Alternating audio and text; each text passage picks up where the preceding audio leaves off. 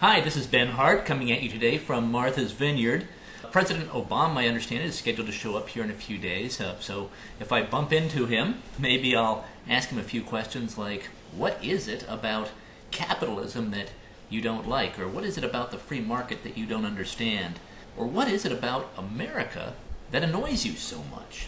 President Obama just seems to really hate the fact that America grew so quickly to become the freest and most prosperous nation in the history of the world precisely because of its capitalist system, which he's now in the process of trying to wreck. So if I run into President Obama in the next few days, maybe I'll bounce some of these questions off him. But today I have a few thoughts about ObamaCare, thoughts that were triggered by an article that I read by the Associated Press that describes what healthcare is like in North Korea.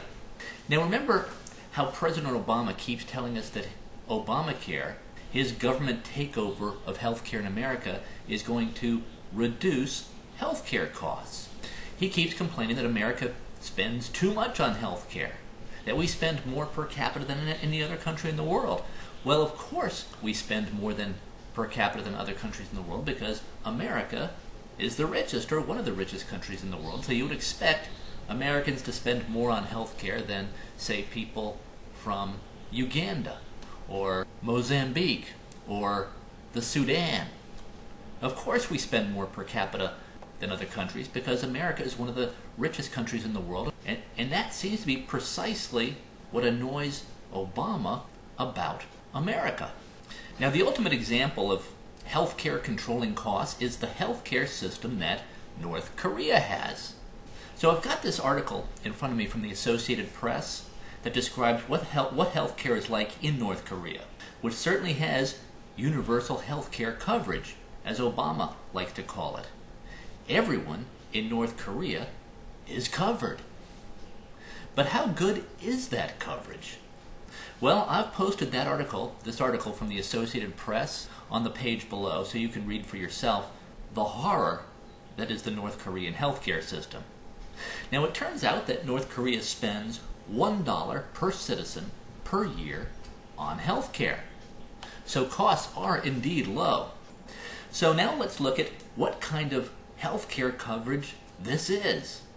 Well, it turns out that one way that North Korea saves money is to perform amputations without anesthesia. Yeah, that's right, amputations without anesthesia. How does that sound? Oh, and the surgeons in North Korea, they have to work by candlelight because there's no electricity or even any running water in the hospitals. And these doctors, these surgeons who are performing amputations without anesthesia, they receive no pay for their work because this is a communist country. This is a socialist utopia. So that's what government-run healthcare looks like in real life. That's universal coverage, as Obama likes to call it. Now you might say, but Ben, you've picked a straw man to knock down here. Government-run healthcare doesn't have to be that bad, but it's really not a straw man. Because for decades, liberals have praised the supposed efficiency of North Korea's universal healthcare coverage, which spends $1 per year per citizen. For example, here's what the Director General of the World Health Organization, Margaret Chan, says about the North Korean healthcare system. She says that North Korea's healthcare system is something which most other developing countries would envy. In other words, she's all for it. That's what Margaret Chan wants for everyone. That's what Margaret Chan, the Director General of the World Health Organization, wants for everybody. She thinks it's just great. Now, there's something else that she loves about North Korea. Margaret Chan says that there is little sign that North Koreans are suffering from obesity. It doesn't seem that Margaret Chan knows that millions of North Koreans have starved to death in recent years because this communist country not only rations healthcare, it also rations food. It doesn't have enough food for its people. But this is pretty much exactly what mainstream liberals think in America.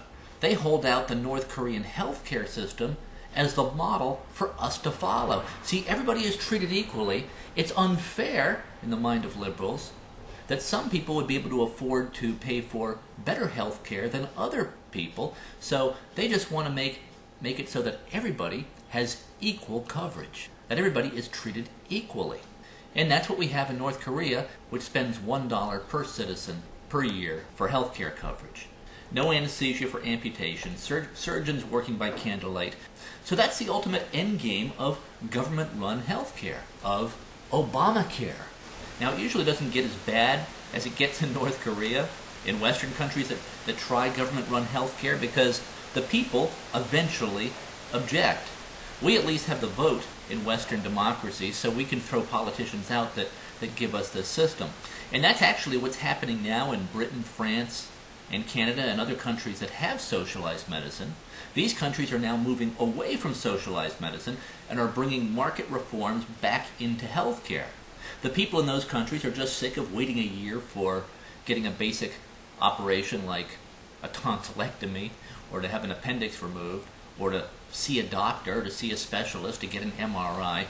But as these countries are moving away from socialized medicine, Obama now has us moving in the direction of North Korea-style healthcare. Whatever government touches, it pretty much wrecks. When you think about it, the most healthy industries in America are those where there is minimal government involvement. Take, for example, the tech industry. That's probably the most healthy industry in America. It's also one of the least regulated. New gadgets and new inventions are coming out all the time, and then the price quickly drops once mass production of these new inventions and devices kicks in. Flat screen TVs, when they first came out, were $10,000, $20,000. Now you can get a good 50-inch flat screen TV for about $600. That's what happens when markets are allowed to work. You get a proliferation, you get an explosion, a never-ending explosion of new inventions, of innovation. When a new invention comes out, it's expensive at first, but then the price drops. Healthcare could work the same way. By the way, it's pouring rain out right now, so that's what you're hearing. Socialism never works. It's never worked. Wherever it's been tried, it's failed. Liberals say it's just unfair that some people can afford better health care than other people. Well, in North Korea, everyone has the same health care. Well, except for the dictator and his family and his friends. But the average citizen in North Korea, they're all treated the same way. They all get the same $1 a year of health care coverage. They get their amputations without anesthesia. They get their surgeries by candlelight in filthy hospitals that have no electricity and no running water. That's how things always end up in a socialist country, because government is just incapable of producing quality services and products. Government is unable to invent anything new. Pretty much all government can really do is ration. All government can really do is take whatever exists and kind of spread it around. It can ration. That's what government can do. Who would want to go to the trouble of being a doctor if there was no way to make money at it? Who would want to invest the money and the time to invent new cures and new medicines and new treatments if there's no profit in it? But that's what Obama seems to want us to do. He expects people to, work for the common good. He doesn't want people to work for profit.